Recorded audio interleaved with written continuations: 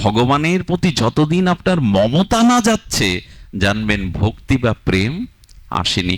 দেখুন, নিজের বিষের কথা শুনে চোখে জল এসেছিল, কিন্তু যখন বলেছে এটা জগন্নাথকে নিবেদন করে, তুমি নিবেদন ছাড়া পাও না, তখনই মূর্ছিত হয়ে পড়ে গেছে। আমার জগন্নাথ আজ বিষ খেলো আমার জন্য। আর মালা বেগ জগন্নাথকে প্রণাম করে চোখের জলে যেই রথ স্পর্শ করেছে, জগন্নাথ দৈবমানিতে বললেন, মালা রে, আমার বুকে আয় তুই, তোকে স্পর্শ করে আমি ধন্য হব বলে অপেক্ষা করছি, আয় মালা, আয় আমার বুকে আয়। মালাকে বুকে যেই জড়িয়ে ধরলেন, রথে হাত দেওয়া লাগলো না, আপন ইচ্ছায় জগন্নাথের রথ চলতে শুরু করলো।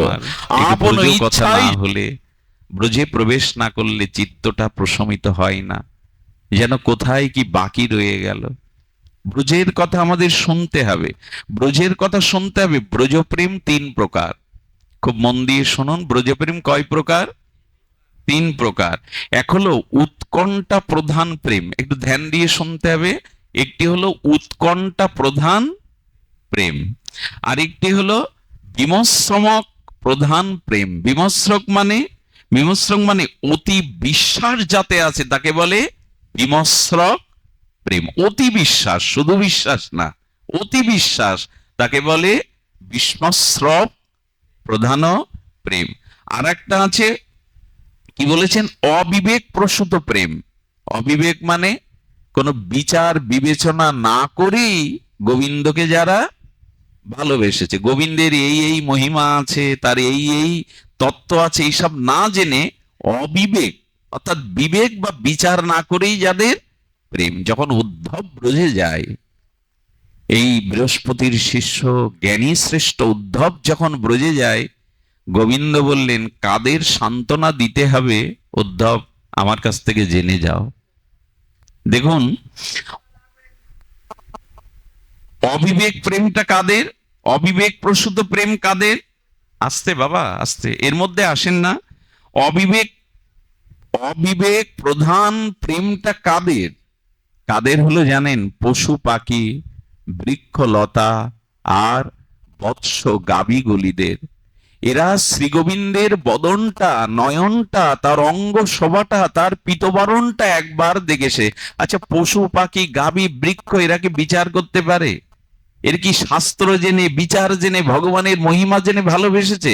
তার চরণ বদন দর্শন করেই গাভীগুলো, পশু পাখিগুলো, কীট পতঙ্গগুলো ওই যে সমস্ত মন প্রাণ গোবিন্দকে সঁপে দিয়েছে, আর মন ওদের অন্য দিকে যায় না।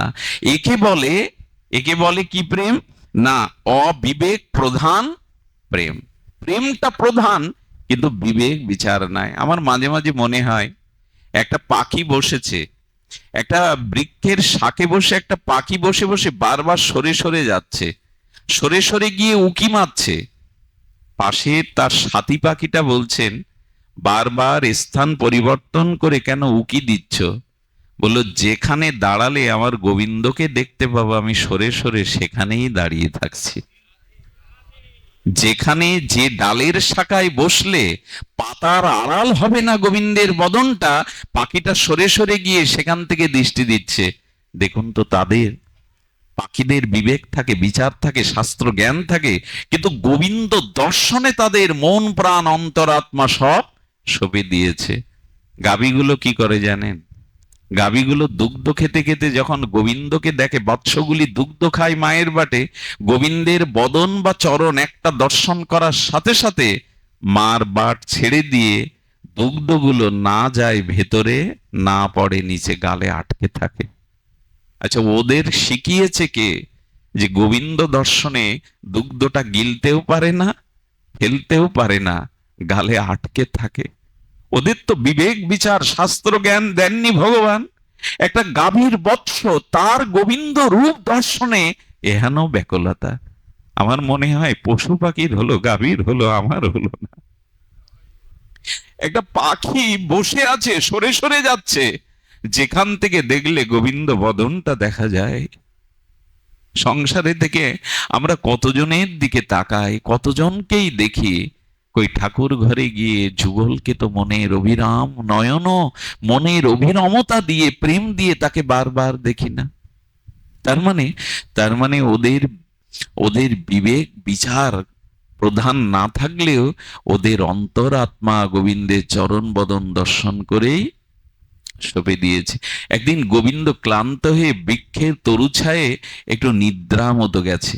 হ্যাঁ, ধেনু চড়াতে চড়াতে আর শরতের রৌদ্রে গোবিন্দ ঘর্মাক্ত হয়ে যখন ওইভাবে শয়ন করেছে, গাভী পাল এসে গোবিন্দের গা শুকছে। ওগো, তোমার অঙ্গে কি পবিত্র প্রেম গন্ধ। আচ্ছা গোবিন্দ, তোমার চরণে যে ব্রজের ধুলি লেগে আছে, তোমার গায়ে যে বিন্দু বিন্দু ঘর্ম লেগে আছে, আমাদের তো হাত নেই যে তোমাকে বাতাস দিয়ে শীতলতা দেব। গাভীগুলো কাঁদছে, ভালোবেসেছো, ব্রজেই জন্ম দিয়েছো, কিন্তু হাত তো দাওনি মানুষের মতো যে তোমাকে একটু বিজন করব, সেবা করব। গাভীগুলো তখন বলছেন, আর এক গাভীকে ডেকে বলছে, কোনো উপায় নেই। বলে, উপায় একটা আছে। আমাদের পুচ্ছ অর্থাৎ লেজের অগ্রভাগটা চামড়ের মতো, আয়না লেজের অগ্রভাগ দিয়ে গোবিন্দের ঘর্মটা আমরা মুছে দিই এইভাবে বাতাস দিয়ে।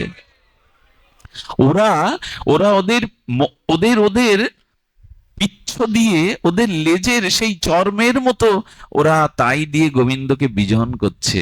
আর আমাদের হাতে ঘরে পড়ে আছে কত তাল পাতার পাকা, মনে হয়নি কখনো গরমে গোবিন্দকে একটু বাতাস দেওয়ার, কখনো মনে হয়নি। বিদ্যুৎ চলে গেছে, নিজের বাচ্চা থাকলে নিজের গায়ে তো ফ্যানটা দিয়ে দেন, গোবিন্দর চিন্তা একবারও করেছেন ভগবানের গরম লাগতে পারে? কই সেখানে গিয়ে তো তাকে একটু শীতল বাতাস দেই না। গাভীগুলো বলছে, আচ্ছা গোবিন্দের এত রাঙা চরণ, এত তার অপূর্ব চরণ, এই চরণ সেবার যে স্বাদ জাগছে, তা বলে চরণ সেবা কি করে করব? তখন শ্যামলী বলছেন, গাভীদের নাম আছে আবার শ্যামলী, ধবলী। শ্যামলী বলছে, এক কাজ করি, আমাদের জিহ্বা দিয়ে গোবিন্দের কোমল চরণকে লেহন করে করে ধুলোগুলো মুছিয়ে দেয় না। আয়। ধবলী তখন বলছে, না রে, সে ভাগ্য আমাদের নাই। কারণ তৃণ খেতে খেতে, খড় খেতে খেতে আমাদের জিহ্বার অগ্রভাগটা বড় ধারালো হয়ে গেছে। গোবিন্দের চরণ বড় কমল, আমাদের ধারালো কঠিন জিহ্বা দিয়ে লেহন করতে গেলে ওই চরণে ব্যথা লাগবে, আমরা পারবো না, পারবো না। তখন ধবলী বলছেন, উপায় আছে রে, আমাদের জিহ্বার অগ্রভাগটা কঠিন হলেও তৃণ খেতে খেতে ধার হয়ে গেলেও জিহ্বার উল্টো দিকটা বড় কোমল, এখানে ধার নেই। আই আই শ্যামলী ধবলী, আমরা গোবিন্দের চরণটা জিহ্বার বিপরীত দিক কমল অংশ দিয়ে তার চরণের ধুলাগুলো লেহন করে দিই। গাভী মারা সেবা করছে, অথচ তাদের বিবেক নেই, বিচার নেই, শাস্ত্র জ্ঞান নেই। একে বলে অবিবেক প্রধান প্রেম। উদ্ধবকে বলছেন, উদ্ধব, গাভীগুলো হয়তো মথুরার দিকে তাকিয়ে তারা হাম্বা হাম্বা করে ডাকছে, তুমি তাদের কোনো সান্ত্বনা দিতে যেও না। ওদের ওদের বিবেক বিচার প্রসূত না হলেও ওরা আমাকে মন প্রাণ দিয়েছে। ব্রজের মহিমা বড় বিরল, এরা ভালোবাসে, এরা ভালোবাসে, কিন্তু কিন্তু আমাদের ভালোবাসা হলো না, আমরা তাকে এভাবে ভালোবাসতে পারলাম না। আচ্ছা, দ্বিতীয়ত বলছেন কি প্রেম না, বিমশ্রমক প্রধান প্রেম। বিমশ্রক মানে অতি বিশ্বাস যাদের, গোবিন্দের গোবিন্দের যারা সেবকগণ, গোবিন্দের যারা সখাগণ, এই সখাদের হলো অতি বিশ্বাস। শ্রীদাম, সুদাম, হ্যাঁ, ধন শোকা, মন শোকা, এরা এরা গোবিন্দের সখা। এরা কি মনে করে জানেন, সকাল হলেই মাকে বলে, মা গোষ্ঠে যাব, ধেনু চড়াতে যাব, আমাদের রাখাল বেশে সাজিয়ে দাও। মায়েরা কাঁদে আর বলে, কার সাথে যাবি, রাখাল রাজা তো ব্রজে নাই। মনে মনে বলে, তোদের রাখাল রাজা গোবিন্দ তো নাই, মুরলীর ধ্বনি দিয়ে তোদের তো ডাকবে না। কিন্তু সখাদের এত বিশ্বাস, তারা মনে করে আমাদের আমাদের কানায় আমাদের ছেড়ে ব্রজ ছেড়ে যায়নি, তারা মনে করে আমাদের ছেড়ে যায়নি। বলে, ওই দেখ, ওই বাঁশিও শুনতে পায়, অতি বিশ্বাস তাদের। এই জন্য উদ্ধব যখন ব্রজে আসে, তখন উদ্ধবকে গোবিন্দ সখাদের কথা বলেননি, বলেছিলেন উৎকণ্ঠাময়ী নন্দ যশোদা আর আমার গোপীদেরকে তুমি সান্ত্বনা দেবে। সখাদের কথা কেন বলেননি জানেন, ওদের অতি বিশ্বাস যে গোবিন্দ ব্রজ ছেড়ে এখনো যায়নি। কি করে জানেন? ওরা গাভীগুলো নিয়ে যায় আর মনে করে শ্যাম আমাদের সাথে আছে, আর অতি বিশ্বাসে যা হয়, শ্যামকেও দেখতে পায়, মুরলিও শুনতে পায়। কেমন জানেন? এখানে যদি 24 প্রহর নাম কীর্তন হয়, তো এই বাড়ির লোক যারা আশেপাশের, নাম বিশ্রাম হয়ে গেছে, মহোৎসব হয়ে গেছে, পরের দিন সকালে যদি বাসন কোসনও ঘা লাগে, মনে হবে করতাল বাজছে। কোনো শিশু যদি দূরে কাঁদে, জানবেন রাগ রাগিনী গাইছে। কারণ এই 3টে দিন নাম যেতে যেতে আপনার ভিতরে এমন হয়ে গেছে, কাঁসার বাটির শব্দ হলে মনে হবে চাকি বাজছে, করতাল বাজছে। কেন হয় জানেন? মনের একটা অতি আবেশ এসে গেছে। এই 3টি দিন অনবরত অবিরাম হরিনাম ভেতরে প্রবেশ করেছে, একটা আবেশ এসে গেছে। ঠিক তেমনি সখাদের আবেশ ছিল, গোবিন্দ আমাদের ছেড়ে যায়নি। গাভী নিয়ে যেত গোবিন্দকে। গোবিন্দকে তারা মনে করতো এই তো আছে, আমাদের পাশেই আছে শ্যাম, ভাগ করে খেত, বনভোজন করত। এই জন্য সখাদের মাঝে মাঝে অবশ্য মনে হতো, মাঝে মাঝে মনে হতো, তারা বলতো গোবিন্দ আসবে, এই তো কাল আমাদের সাথে আসবে। এই জন্য ওদের অতি অতি বিশ্বাস, যাদের বিমর্ষক প্রধান প্রেম। আর গোপীদের হলো উৎকণ্ঠা প্রধান প্রেম। নন্দ যশোদার প্রেমটা হলো উৎকণ্ঠা প্রধান প্রেম। এখানেই উদ্ধবকে বলেছিল, যদি সান্ত্বনার বাণী কিছু বলতে হয়, তবে আমার জন্য যাদের প্রাণ ওষ্ঠাগত হয়ে রয়েছে, যারা এই জগৎ সংসারে আর বিন্দুমাত্র বেঁচে থাকতে চায় না, যারা আহার বিহার পরিত্যাগ করে ধুলায় ধূসরিত হয়ে আমার জন্য চোখের জল অবিরাম ঝরছে, হে উদ্ধব, তুমি তাদের কাছে গিয়ে সান্ত্বনা দাও।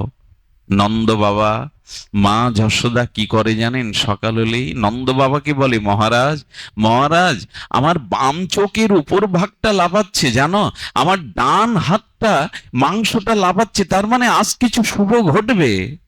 আহারে, যশোদা বলছে, মহারাজ, তুমি তো শাস্ত্র জানো, বলো না, বাম চোখ নারীদের লাফালে কোনো শুভ সংবাদ আসবে বোধহয়।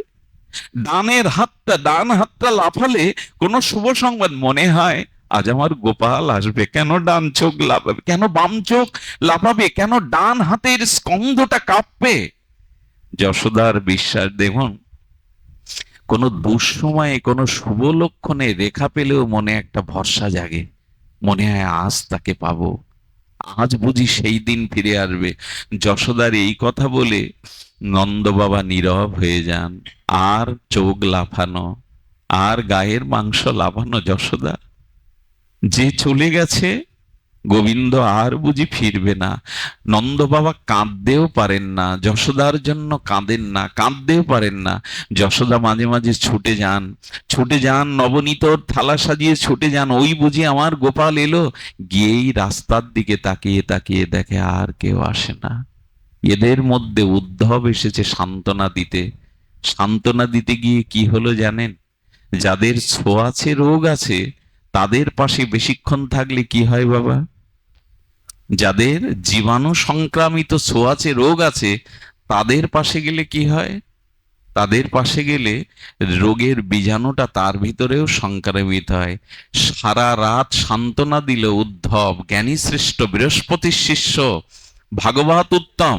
উদ্ধব বলছে, কৃষ্ণ কানাই তোমাদের ছেলে নয়, নন্দ বাবা, মা যশোদা, সে পরমাত্মা স্বরূপ, সে সর্বাত্মা স্বরূপ, সবার হৃদয়ে কৃষ্ণ আছেন। কৃষ্ণ স্বয়ং অখণ্ড পরতত্ত্ব ভগবান।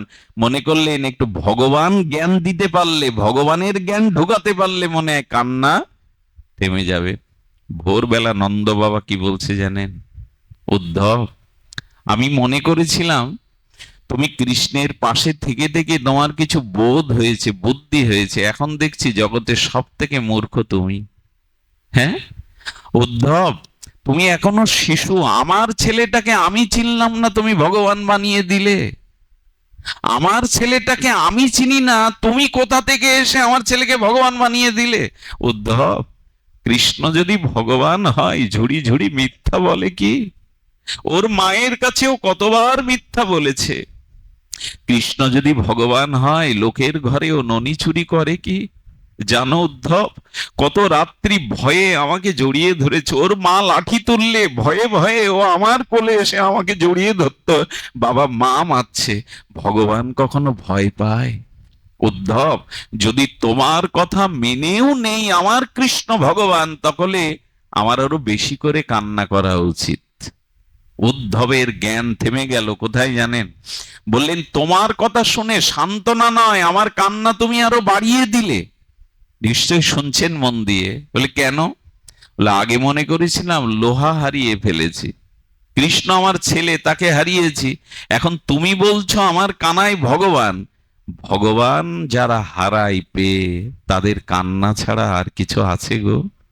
যারা ভগবানকে পুত্ররূপে পেয়ে হারায়, তাদের চোখের যে উদ্ধব থমকে দাঁড়িয়ে বলছেন, কোথায় জ্ঞান দিতে এসছি আমি? আমি তো উল্টে তাদের শোক আরো বাড়িয়ে দিলাম।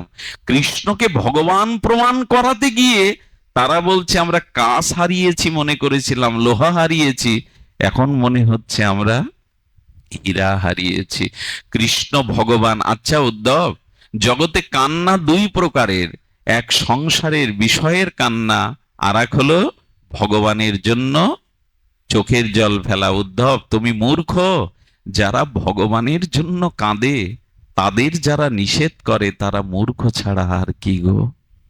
এখানে দেখবেন, এখানে হরিনাম হরিকথায় যদি কেউ চোখের জল ফেলে না, আর একজন জড়িয়ে ধরে কি বলে জানো? আরো কাঁদো, ভগবানের জন্য কাঁদো, সংসারের জন্য কেঁদো না। কিন্তু কোনো শোকে তাপে মানুষ যখন সংসারী শোকে কাঁদে, তখন পাড়া প্রতিবেশী এসে সান্ত্বনা দেয়, কাঁদতে নেই, সংসারে এটা ঘটতেই পারে, সংসার অনিত্য।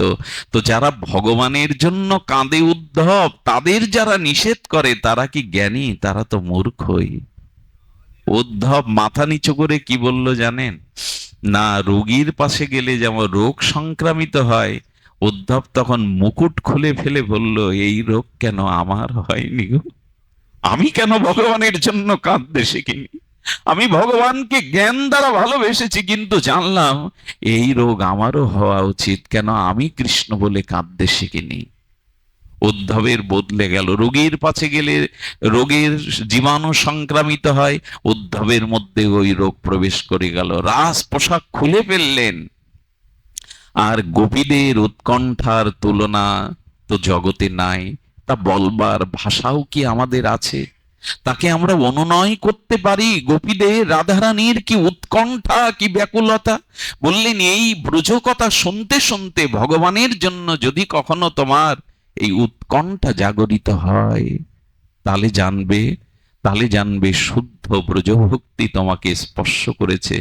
এই জন্য বারবার ব্রজের কথা শুনতে হয়, গোপীদের কথা শুনতে হয়, তাদের উৎকণ্ঠা। রাধারানী প্রভাত হলেই আর দৌড়ে যেতেন, শ্যাম শ্যাম শ্যাম করতে করতে ধুলায় লুটিয়ে পড়ে মূর্ছা যেতেন। যখন মূর্ছা যেত, তখনই মাঝে মাঝে ললিতা বিশাখা এসে সান্ত্বনা দিয়ে বলছে, রাধে, এভাবে যদি তোর দশা হয়, তুই তো প্রাণ ত্যাগ করবি। মাঝে মাঝে রাধারানী ললিতাকে বলছে, ললিতা, কৃষ্ণ পেয়েছি, কৃষ্ণচন্দ্র পেয়েছি। কোথায়? রাধারানীর চন্দ্র সমতুল্য নখের মধ্যে কৃষ্ণের ছবিটা দেখে কি করতো জানেন? বুকে জড়িয়ে ধরে বলতো, এই তো শ্যামকে পেয়েছি ললিতা। নখের মধ্যে গোবিন্দকে দেখে বুকে জড়িয়ে ধরে বলতে, এই তো শ্যামকে পেয়েছি, আমার শ্যাম কোথাও যায়নি। আচ্ছা দেখুন, এদের উৎকণ্ঠা কেমন! কৃষ্ণ রাধার সাথে অভিন্ন, রাধারানীকে ছেড়ে, ব্রজ ছেড়ে কৃষ্ণ কোথাও এক পাও যান না। কিন্তু রাধারানীর উৎকণ্ঠা কেমন জানেন? মিলনেও যদি বিরহের কথা জাগে, তাহলে জানবেন আপনি উৎকণ্ঠিত ভজন করছেন। মিলনেও বিরহ জাগবে, এই বুঝি হারিয়ে ফেললাম, এই বুঝি আর তাকে পাবো না। এই মিলনে বিরহে, আর বিরহে মিলন, এটি চায়। উদ্ধব গিয়ে বলছেন, জ্ঞানী কখনো শোক করে না। গীতায় আছে না, জ্ঞানী কখনো, হে রাধে, হে ব্রজ সুন্দরীগণ, কৃষ্ণ অখণ্ড ভগবান, তার জন্য কখনো শোক করা উচিত নয়, তিনি হৃদয়ে আছেন। রাধারানী বললেন, চোখের জলে শোকেও যে আনন্দ আছে, তা কি তুমি জানো উদ্ধব? বলে, চোখের জলে, ব্যথায়, বিরহ বেদনায় আনন্দ থাকতে পারে রাধারানী, এ আমার অভিধানে নাই। রাধারানী বললেন, ব্যথাতেও আনন্দ আছে, তবে শোনো, যদি এ কথা একটু সাহস নিয়ে বলতে হবে, কিছু মনে করবেন না। রাধারানী বলেছিলেন ব্যথাতেই জীবনের চরম আনন্দ আছে। তার দুটো দৃষ্টান্ত দিয়েছিলেন, শুনুন। আমরা যেমন ভাবি তা নয়। ভগবানের জন্য বিরহ কাতর হয়ে, উৎকণ্ঠিত হৃদয় হয়ে, অশ্রু সজল নয়নে ঝরে ঝরে অশ্রু ঝরলে যে আনন্দ, এই আনন্দ অন্য জ্ঞানীরা পায় না, কর্মীরা পায় না, যোগীরা পায় না, ধ্যানীরা পায় না, কোথাও পাওয়া যাবে না। কৃষ্ণ বিরহ উৎকণ্ঠায় যতটা আনন্দ আছে। রাধারানী দৃষ্টান্ত দিচ্ছেন, পৃথিবীতে সব থেকে বড় বেদনা কোনটা মা? প্রসব বেদনা। প্রসব বেদনার থেকে বড় বেদনা আছে কি জগতে? একটা মানুষের চামড়াটা 7 বার তুলে নিলে যে যন্ত্রণা হয়, এক প্রসব বেদনা তাই হয় মায়ের। এই জন্য মায়ের ঋণ শোধ করা যায় না ওই একটা জায়গায়, কারণ ওই প্রসব বেদনা জগতে আর কেউ সহ্য। আমার কি মনে হয় জানেন, একটা ছেলে একটা একটা সন্তানকে পেটে নিয়ে 10 মাস ঘোরাফেরা করে কাজ করলো। আচ্ছা, একটা পুরুষের উদরে তল পেটে যদি এমনি 1 কেজি ওজনের একটা ইট বেঁধে দেন, চলতে পারবে সে? সম্ভব কি? সম্ভব না। রাধারানী বললেন প্রসব বেদনার ন্যায় বেদনা পৃথিবীতে নাই। তবু জানো উদ্ধব, ওই বেদনা প্রতিটি রমণী জীবনে একবার চায়। চায় কি না মা? পৃথিবীতে এমন কোন রমণী আছে যারা সধবা রমণী, তারা ওই ব্যথা চায় না? আছে কি কেউ? ওই ব্যথাটা পাওয়ার জন্যই তো সে দেবতার মন্দিরে মাথা কোটে, কত কত প্রার্থনা করতে থাকে, কত ডাক্তার, কত বিদেশে চলে যায় ওই বেদনাটা একবার যাতে সে জীবনে পায়। রাধারানী বললেন জানো উদ্ধব, ওই বেদনার মধ্যে যে আনন্দ আছে পৃথিবীতে, ওর থেকে বড় আনন্দ আর নাই। তুমি কি করে বলো যে বেদনায় আনন্দ নাই? প্রসব বেদনার পরে মা যেমন সন্তানের মুখটা একবার দেখে না, ওই আনন্দটা পৃথিবীতে অন্য কোনো আনন্দের সাথে তুলনা করা যায় না। উদ্ধবের তখন চোখ স্থির হয়ে গেছে, ব্যথায়ও যে আনন্দ আছে এটা তোমার জানা ছিল না। সব ব্যথাই নয়, প্রসব বেদনা, সেই সন্তান প্রসবের বেদনা, সন্তানের মুখোমুখ সব দেখলে মায়েরা আনন্দ ধরে না। আর একটা বেদনা আছে সিঙ্গার রসে, কিছু মনে করবেন না। সতী এবং পতি যখন সিঙ্গারে মিলিত হয়, সেই সিঙ্গারের ভেতরে নখাগ্র দন্তের ব্যথাটাও প্রেয়সীর আনন্দ দেয়। রাধারানী সিঙ্গারের কথা বলতে বলতে বলে বসেছেন, উদ্ধব দেখলো রাধারানীর এই চেতনার ধারের কাছে যাওয়ার ক্ষমতা আমার মতো জ্ঞানী শ্রেষ্ঠ বৃহস্পতি শিষ্য উদ্ধবের নেই। ব্যথাতেও আনন্দ আছে, তাই কৃষ্ণ বলে যারা ব্যথায় ছটপট করে, অশ্রু বিসর্জন দেয়, ধুলাই লুটায়, এই ব্যথার ন্যায় পরম আনন্দ এই জগতে আর নাই। উদ্ধব, কৃষ্ণকে আমরা হারাইনি, কিন্তু বিপ্রলব্ধ বিরহের রস আমরা আস্বাদন করছি। বলে কেমন? বলে কৃষ্ণকে দেখতে চাও? রাধারানী স্মরণ করলেন, উদ্ধব দেখছে রাধারানীর ডানে কৃষ্ণ বসে আছে। উদ্ধবের চোখ বড় বড় হয়ে গেছে, এটা সেই কৃষ্ণ তো, না জাদু দেখছে? কৃষ্ণের গা টিপে টিপে দেখছে। কৃষ্ণ হেসে বলছেন রাধারানীর হৃদয় থেকে, ব্রজ থেকে আমি এক পাও এক চুলও নড়ি না। তখনই আবার রাধারানীকে বলছেন তো কৃষ্ণ তোমার তোমার কাছেই, তুমি কৃষ্ণ হারিয়ে কাঁদছো কেন? বলল মিলনে যে আনন্দ, বিরহ রসের মধ্যে তার থেকে কোটি গুণ আনন্দ।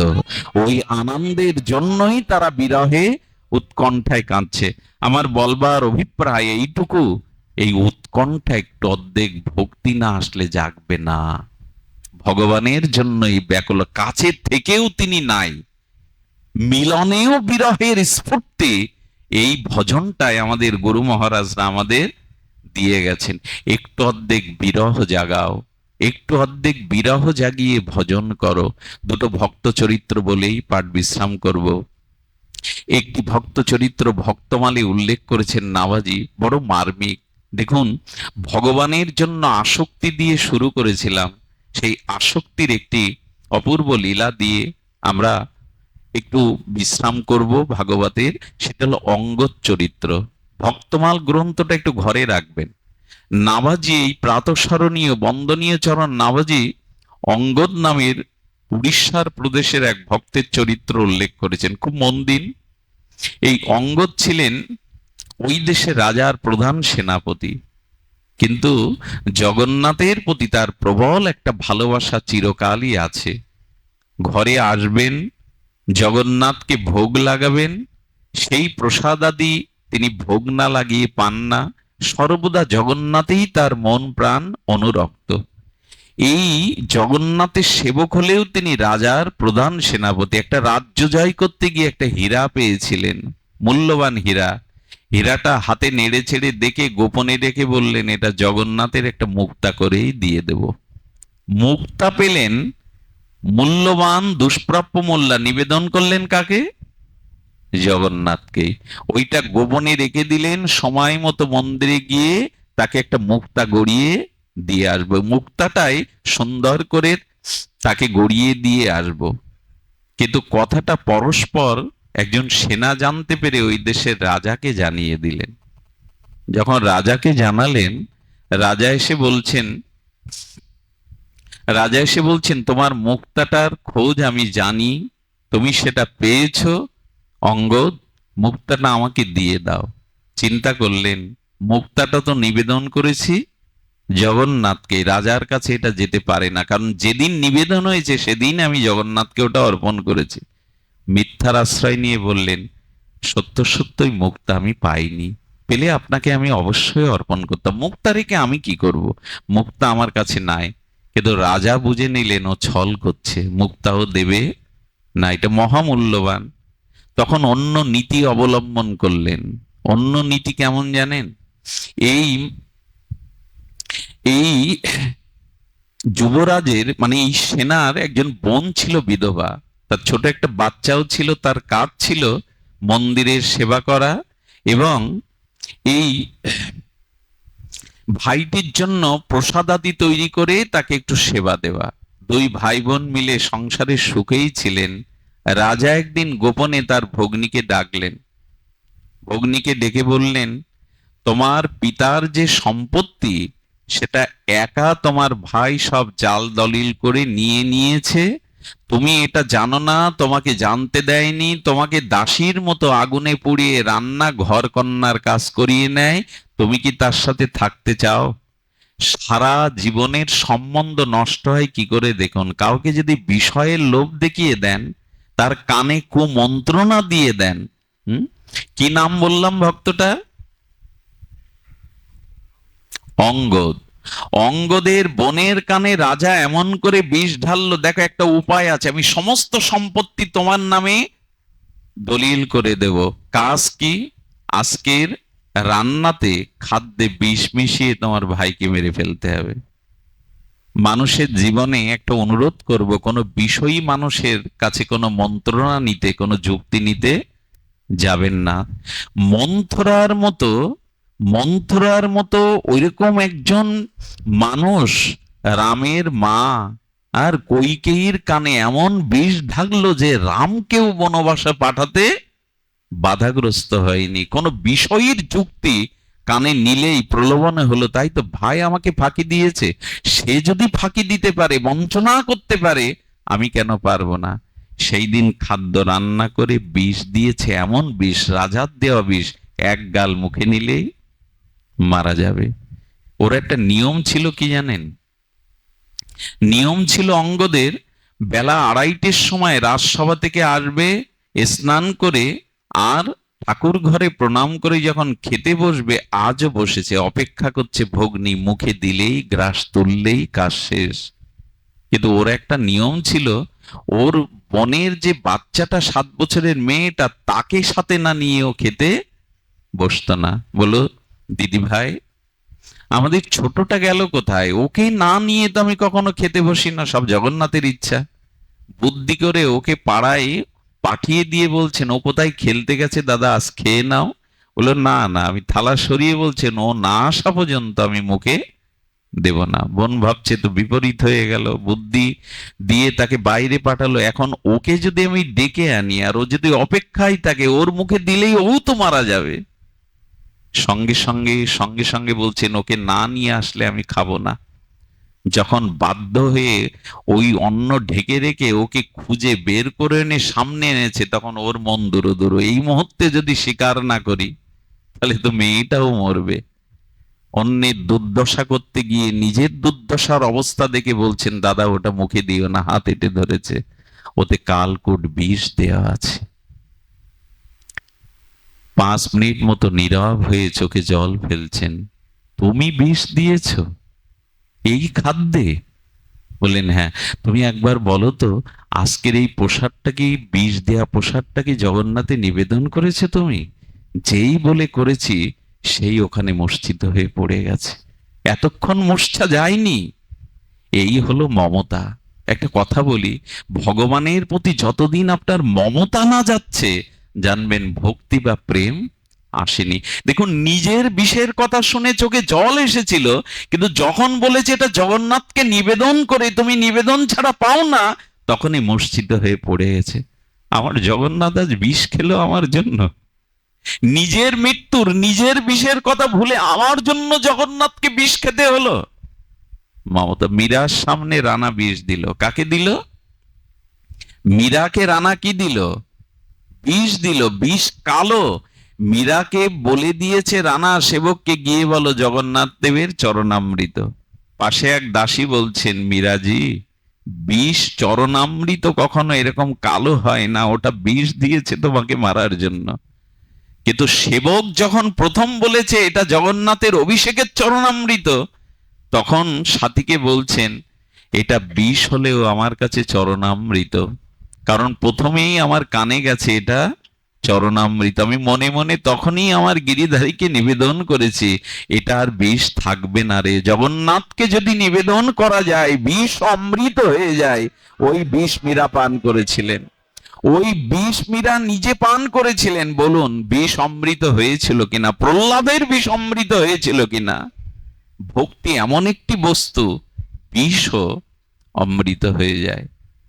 তখন মূর্ছিত হওয়ার পরে এত কাঁদলেন, এত কাঁদলেন। দেখুন, এই হলো মমতা। নিজে বিষ খেয়ে তাকে মারবে, এজন্য তিনি মূর্ছা যাননি। এটা জগন্নাথকেই দেয়া হলো। সেই থালা নিয়ে জগন্নাথের মন্দিরে যে দুয়ার দিলেন, 2 দিন আর অঙ্গদ দুয়ার খোলেনি।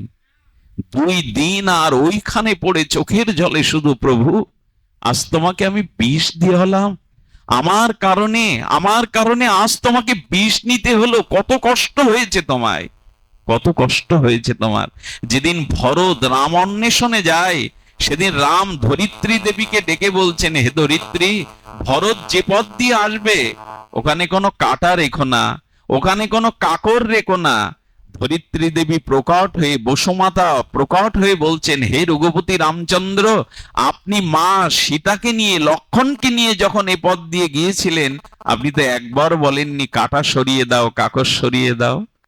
বলেছিলেন, আজ যদি আমার ভরতের পায়ে কটক কীর্ণ হয়, কাকর ফোটে, তবে আমার ভরত আমার কাছে আসতে পারবে না। কারণ এই পথ দিয়ে গিয়ে আমার চরণের কথা ভেবে, আমার পায়ে কতটা ব্যথার কথা ভেবে ভরত মূর্ছিত হয়ে পড়বে, ভরতকে আমি আর দেখতে পাবো না। তাই তুমি পথ পরিষ্কার করে দাও, যাতে ভরত আমার কাছে পর্যন্ত আসতে পারে। আহারে, সীতার পায়ে কাঁটা ফুটবে এটা রামের লক্ষ্য না, কিন্তু ভরত আসতে গিয়ে যদি ভরতের গায়ে কাঁটা ফোটে, ভরত তখন আমার পায়ের কাণ্টকা বীর্ণের ব্যথা ভেবে আর চলতে। এই হলো মমতা। আমি হয়তো আপনাদের অত্যাচার করছি, মানসিক অত্যাচার করছি, আমি মনে কথাটা পৌঁছে দিতে পারছি না। এই যে মমতাটা, বিষ খাইয়েছে নিজের জন্য, তাতে অঙ্গদের মাথা ব্যথা নেই। 2 দিন না খেয়ে মন্দিরে পড়ে আছে, প্রভু তোমাকে বিষ খাওয়ালাম, তোমাকে বিষ খাওয়ালাম। 2 দিন কোনো সাড়া শব্দ না দেখে তার বোন পাড়া প্রতিবেশী এনে মন্দিরের দুয়ার যখন ভাঙলো, তখন দেখলো সমস্ত মন্দিরটাই অঙ্গদের দিব্য জ্যোতিতে আলোকিত হয়ে আছে, দিব্য আলোয়। কোথায় আর সেটা দিব্য আলোয় আলোকিত হয়ে আছে জগন্নাথের মন্দির সহ। আমি বলি কি, একটু ভালোবাসা, একটু মমতা যুগলকে দিন, নিতাই গৌরকে দিন, বিষময় জীবন অমৃতময় হয়ে যাবে। এই ভালোবাসাটুকু একটি যদি দিতে পারেন। আসছে আষাঢ় মাস, জগন্নাথ দেবের কথা স্মৃতিতে আপনাদের জাগার কথা। জগন্নাথের আরেকটি ছোট্ট লীলা আস্বাদনেই আমাদের হরিকথার বিশ্রাম। আপনাদের মনে আছে, জগন্নাথের মহিমা বড় বিরল। সম্রাট আকবরের সেনাদের মধ্যে একজন সেনা ছিলেন, তার নাম কালা বেগ। কি নাম ছিল? অত্যন্ত জাতীয় হিন্দু বিদ্বেষী ছিলেন তিনি।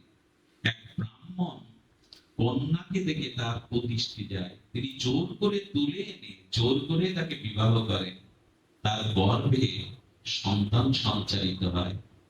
কিন্তু এই ব্রাহ্মণ কন্যা জগন্নাথের এত ভক্ত ছিলেন, মনে করেছিলেন আত্মহত্যা করব, কিন্তু মনে করলেন জগন্নাথ, চিরকাল ভেবেছিলাম যদি কখনো সন্তান মা বলা ডাক শুনতে পাই, সেই সন্তানকে তোমার চরণেই সঁপে দেব, তোমার সেবাতেই দেব। আমার এই ইচ্ছাটা অপূর্ণ থেকে যাবে যদি ওকে গর্ভে নিয়ে আমি মৃত্যুবরণ করি। তাই রাত দিন গোপনে জগন্নাথের ধ্যান করতে করতে, নাম করতে করতে প্রসব করলেন একটা পুত্র সন্তান। তার নাম, বাবার নাম কি বললাম? কালা, কালা বেগ, আর এর নাম হলো মালা বেগ রাখলেন। সেই সময় উড়িষ্যার এক এক রকম নাম, মালা বেগ রাখলেন, কিন্তু জন্মের সাথে সাথে গোপনে তার কানে দিয়ে দিলেন জয় জগন্নাথ, জয় জগন্নাথ, জয় জগন্নাথের নাম। দুধ খাওয়াতেন, কোলে করতেন, জগন্নাথের গুণকীর্তন, জগন্নাথের লীলা শোনাতেন। শুনতে শুনতে যখন 8 বছর বয়স হলো, এই কার নাম বললাম? মালা বেগ। মালা বেগ, জগন্নাথের রথ হচ্ছে উড়িষ্যায়, আর রথের সেই উত্তাল তরঙ্গ ধ্বনি করতে করতে কত লোক রাস্তায় সংকীর্তন করতে করতে পুরীর দিকে চলছে।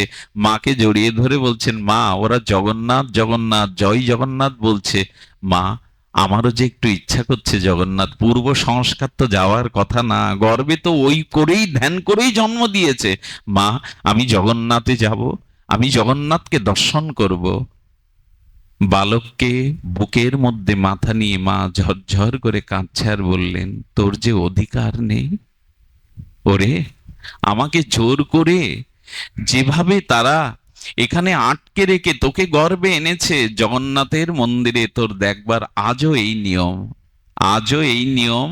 সনাতনী হিন্দু ব্যতীত অন্য কাউকে জগন্নাথ মন্দিরে প্রবেশ করতে দেওয়া আজও হয় না। এমনকি আমাদের প্রাইম মিনিস্টার পুরানো দিনের আমাদের ইন্দিরা গান্ধী, তাকেও মন্দিরে প্রবেশ করতে দেওয়া হয়নি। যেহেতু ফিরোজ গান্ধীকে উনি বিয়ে করেছিলেন, এই জন্য পান্ডাদের নিষেধ ছিল। ইন্দিরা গান্ধী ক্ষমতায়, তবু জগন্নাথের মন্দিরে ভেতরে যাওয়ার আদেশ উনি পাননি। শুধু ভক্তগণ, জগন্নাথ মন্দিরে আজও এই নিয়ম। মা কাঁদছে, তোকে জগন্নাথেই শোভে দিয়েছি, কিন্তু দুর্ভাগা, তুই যে অবস্থানে যে পরিচয়ে আসিস ওরে, জগন্নাথকে তুই দেখতে পাবি না। এখান থেকেই বাবা মনে মনে জগন্নাথকেই ডাক। চোখ বন্ধ করলেন, নিজে নিজে পদ রচনা করলেন, হে জগন্নাথ, তোমাকে যখন পান্ডারা রথে তোলে তখন নেচে নেচে যেন গজহস্তি মস্তিতে নেড়ে ছেড়ে, হাতি হাঁটতে গেলে যেমন গজগতিতে হাতে, জগন্নাথকে দেখবেন একবার এপাশ এপাশ হেলে দুলে পান্ডারা তোলে। ও ওই লীলা চিন্তা করতে করতে, হে জগন্নাথ, হস্তি যেমন কমল দল দেখলে সেই কমল দলকে বিচ্ছিন্ন করে দেয়, তুমি এই পরিবেশকে বিধ্বস্ত করে তোমার দর্শন আমাকে দিতে পারো না? তুমি আমাকে টেনে নিতে পারো না? আমি না যেতে পারি, তুমি তো আমাকে নিতে পারো। চোখের জলে ছাদে বসে মার ছেলে যখন জগন্নাথের গুণকীর্তন করছেন, আকাশে বাসাতে ছড়িয়ে জগন্নাথের কাছে পৌঁছে গেল। জগন্নাথের উল্টো রথযাত্রার দিন, যেদিন গুন্ডিচা মন্দির থেকে জগন্নাথের রথ টানবে, সেখানে সকলেই আছে। বলদেবের রথ চললো, সুভদ্রার রথ চললো, কিন্তু জগন্নাথের রথ আর চলে না। রাজা এলো, পান্ডারা এলো, ধ্যানস্থ হয়ে জগন্নাথকে বলছেন, অপরাধ জানাও প্রভু। জগন্নাথ দেব রাজার চিত্তে তিনি উপদেশ করলেন, তিনি দৈব বাণীর দ্বারা বললেন, আমার মালা বেগ ওই ছাদের উপরে বসে মার ছেলে কাঁদছে আমার জন্য। শত কোটি লোককে আমি দেখতে পাচ্ছি না, আমি মালা বেগকেই শুধু দেখছি। যতক্ষণ মালা বেগ না আসবে আমার রথের চাকা এক বিন্দু চলবে না। প্রভু, এখানে তোমার সহস্র নয় লক্ষ ভক্ত। বলল, কাউকেও চোখে দেখতে পাচ্ছি না। ভেতরে যদি ভক্তি থাকে না, ভগবানের দৃষ্টি আর কারো দিকে থাকে না। যাও এই মুহূর্ত তাকে যানবাহনে নিয়ে এসো। দ্রুত চানে করে তাকে নিয়ে যাওয়া হলো। আর মালা বেগ জগন্নাথকে প্রণাম করে চোখের জলে যেই রথ স্পর্শ করেছে, জগন্নাথ দৈবমানিতে বললেন, মালা রে, আমার বুকে আয় তুই। তোকে স্পর্শ করে আমি ধন্য হব বলে অপেক্ষা করছি, আয় মালা, আয় আমার বুকে আয়। মালাকে বুকে যেই জড়িয়ে ধরলেন, রথে হাত দেওয়া লাগলো না, আপন ইচ্ছায় জগন্নাথের রথ চলতে শুরু করলো। আপন ইচ্ছায় জগন্নাথের রথ চলতে শুরু করলো। আমার মনে হয় ভগবানের কাছে আপনি কোথায় আছেন, কোন অবস্থানে আছেন, এটা বিবেচনা নাই। ভগবানের কাছে আপনার হৃদয়ের ভক্তিটাই বিবেচনায় আসে, ভক্তিটাই বিবেচনায় আসে। এই জন্য যে যেখানে যে অবস্থানে আছেন, মনে করবেন না সংসার ছাড়লেই ভক্তি হবে। যে যেখানে আছেন ওইখান থেকে প্রাণটা ভগবানের দিকে উৎসাহিত করে দিন। শুদ্ধ ভক্তির দ্বারা ভগবানের কাছে নিজেকে নিবেদন করে দিন। আপনাকে যেতে হবে না, ভগবানই আপনাকে তার কাছে নিয়ে যাবে। আজ এইটুকুই। অনেকদিন পরে এই অঞ্চলটায়, অনেক দিন পরে এই মাটিতে এসে আপনাদের শুদ্ধ ভক্তদের স্নিগ্ধ সমাহিত বদনগুলো দর্শন করে বড় প্রীত হলাম। ভালো থাকুন আপনারা, ভগবতমুখী হয়ে জীবন কাটান, প্রেম ভক্তিতেই আপনাদের জীবন উৎসারিত হোক, এই প্রার্থনা করে সকলের চরণে আবারও প্রণতি জানিয়ে আজকের মতো হরিকথার এখানেই পূর্ণ বিশ্রাম।